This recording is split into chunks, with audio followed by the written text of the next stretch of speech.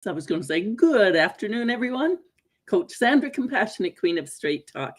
And I'm happy to be back. I know I've been a little sketchy. 3 years, I thought that was a pretty good run. But I'll keep going from most days anyhow.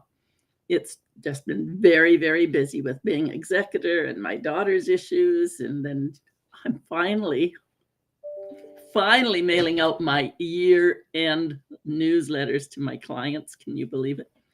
They'll just shake their head and say, oh, Sandra, getting slower every year. But I'm still up and standing. But I wanted to talk about vagus. And I did not make a spelling mistake. V-A-G-A-S, vagus nerve. Vagus nerve. I keep hearing about it, but I wasn't quite nailing it down. And then I saw one, where they kind of had the visual of it, where it goes from, and it goes from the brain stem inside the head, the brain stem, and then it goes down through, and actually throughout the body, it kind of stretches out and eventually continues right on down the tailbone. Now, when I talk about let's make like a tree, we have our roots go right on down into Mother Earth and our branches up to the heavens. And we use that for our way to connect with the universe and all our energy. And when I saw the extent of the vagus nerve, I thought, how beautiful is that? Take a moment and Google it, and you'll see all kinds of pictures of it. And it's beautiful. Wikipedia says that the vagus nerve is a cranial nerve, cranial being the brain, that carries sensory fibers. Sensory means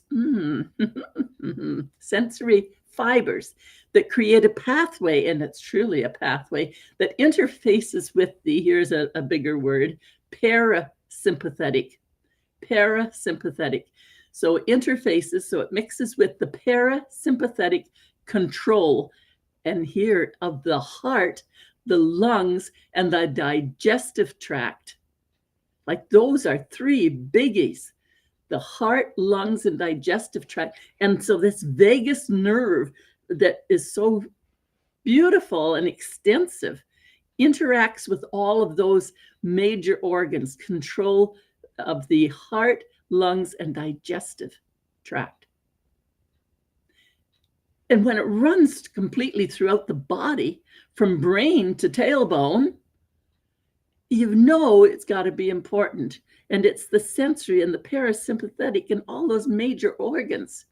Now, today in our mind shift discussion, we had one short statement, which was, take a deep breath. It calms the mind. So we immediately took our deep breath, and then I thought, well, we'll just talk about that very quickly. Okay, we've done our breath and we'll get on.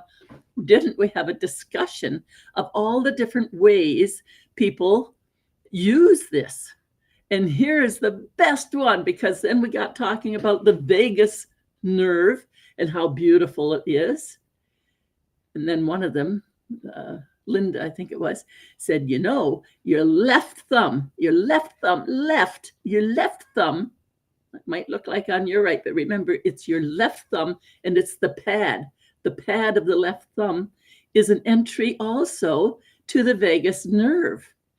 And by using the breath and the left thumb to contact the vagus nerve, you take a deep breath and blow on it like you would be blowing really hard on a straw.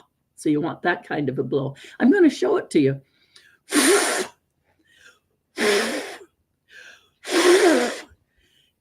And strange as it seems, if you're paying attention to that whisper in your mind, it does feel really neat. So if you see me walking down the street going, you'll know I'm calming my nerves, and I'm using the vagus one to do it. Anyhow, it was beautiful. Do look up the vagus nerve. It's pretty magical. And other times you'll just be holding some pressure here to support the vagus nerve as well. Amazing, amazing. It was such a good conversation today. It's Coach Sandra, Compassionate Queen of Straight Talk, inviting you to the Mind Shift Mondays at noon EST, or just keep coming here, but please make some comments. And if you want to get into releasing more emotional freedom in your own body to be free, you can do it.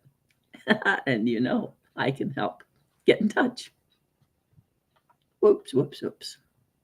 Here we go.